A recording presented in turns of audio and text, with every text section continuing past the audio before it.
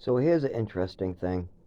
I have two disorders with similar symptoms. I have anxiety and I have this neurological condition and here's some ways you can tell the difference. For one, I get shocks going down my spine into my limbs. For two, I fall down and I can't feel my skin and I can't use my muscles all the time.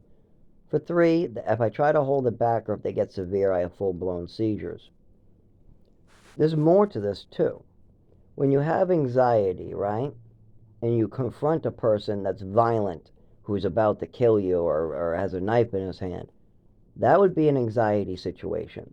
Meanwhile, a scratching plate in the kitchen, that's a sensory situation. Now, which one beats the fuck out of me more? Well, when we had the issue with my roommate and the cops being called for all that, I went down and told them they needed to cut the shit. I had like 6 people ready to beat the living shit out of me, and I just stood my ground and said, "You guys got to stop this. You guys got to stop assaulting an old man. I'm at work and I don't want to come home to police officers. So this needs to be done now. If any of you guys have a problem with him, you can take it out on me fucking now. Because you're going to deal with me, because I don't want to see the police at my house for bullshit again." And the youngest kid came up. Luckily, I took a bunch of stuff so I could use my nervous system, and we fought. I drank a little bit, and I think it was a half of or 100 milligrams of gabapentin with a shot of alcohol. And this was when I first moved in. I still drank. When I first moved in, I drank here and there in emergency during holidays.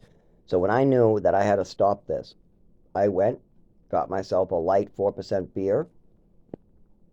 I asked my neighbor for 100 milligram gabapentin, and then I went to stop this old man from getting assaulted. And it worked.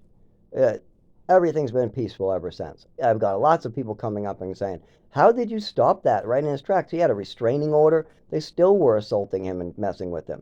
The people were coming over. It didn't matter what happened, but then you stopped it like this." I couldn't snap. My arms aren't working. Anyways, so I was able to do that. But with a scratching plate in the kitchen, it doesn't matter how much beer I get, I'm still going to have a seizure. That noise is too much. Same thing with cold flashing lights. If you add them together, it's too much. That is something in the nervous system. Absolutely. Especially that if I try to overload my nervous system, like if I try to use my right hand, my left foot, my right foot, and bend over at the same time while talking, it will overload it. I'll start seizing and I'll start shaking and I'll have all those symptoms. Well, anxiety doesn't get overloaded like that. You don't overload your anxiety by bending down and talking at the same time. So I have two very different illnesses. One, both created by my mother, by the way. I wasn't born with anxiety. I was a happy-go-lucky child until I met this mother and she started giving me overdoses and messing with my health. Then I was just twisted and didn't know up from down. Now I know up from down, but I know doctors are being weaponized and they're still going in circles playing with themselves. So we need to get them on track. We need to get them actually doing their jobs and helping me, and that's very difficult because doctors aren't really good at listening to their patients. They're really good at doing whatever suits them best, and that's a big problem I'm having. But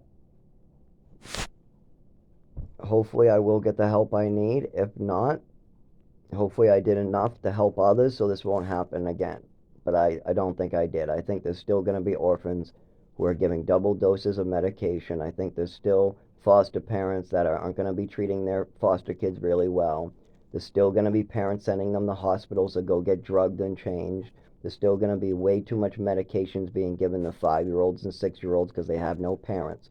Keep that in mind. Any child that has no parents is an easy target for Big Pharma. Easy, easy. A doctor downstairs who's in charge of 300 kids, and most of them are on medicines. Most of them. This was in the 90s. But I guarantee you, still today, there are children being medicated who are under the age of 10 in orphanages with no parents and nobody to talk about the symptoms. These staff members are nowhere near qualified. They held me down and gave me a double dose of medication in the same damn morning. That is definitely not proper qualifications. If you're holding down a 4-year-old to give him the same medication twice as he screamed, "Stop hurting me. I already took them. Stop hurting me. I already took them." And then you do it anyways. That is not good. You shouldn't be doing that to children. And that's the least of my problems. That double dosing in the orphanage, that was nothing. That was nothing compared to what I went through when I finally went into foster care. It was nothing compared to what I went through when I got adopted. It was nothing compared to what I went through in New Mexico. It was nothing compared to what I went through in Chelmsford. My mother totally was off the rails, and people were seeing it, but she was taking evasive action. Nobody was going down to Texas to follow her. Nobody was going to New Mexico to follow her. Nobody was going to go to Maine for the summer to see what was going on with me. All she had to do was move me around, keep on changing doctors, keep on drugging the shit out of me, and nobody would ever find out. And the only thing she had to worry about was her guilt. That was really eating her up, by the way. If you talk to family members, they're really confused about a lot of behaviors they saw in her and me. But one thing that they saw a lot of is guilt. They couldn't put their finger on it, but it was guilt. The reason why she always ranted about my mother or my biological mother, or ranting about how my name is a G on the back of a medal that she stole from me, or just some weird fantasy stories, it always comes from a deep guilt.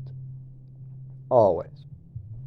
And I knew this. I figured this out at about 18. Right when she passed away, I figured out that look was guilt. And I wasn't quite sure where it came from, but I knew what she did to me at age 7. I knew I spoke up, so I was starting to get a clue. But then she passed away at 19 because she was drinking very heavily with popping pills. And then while she was in the hospital, they released her. My father let her drink on the only day she was home with 20% of her liver working. I tried to step in, but hey, nobody ever listens to me. No, if they listened to me, maybe I wouldn't be hurt right now. Nobody ever listens to me.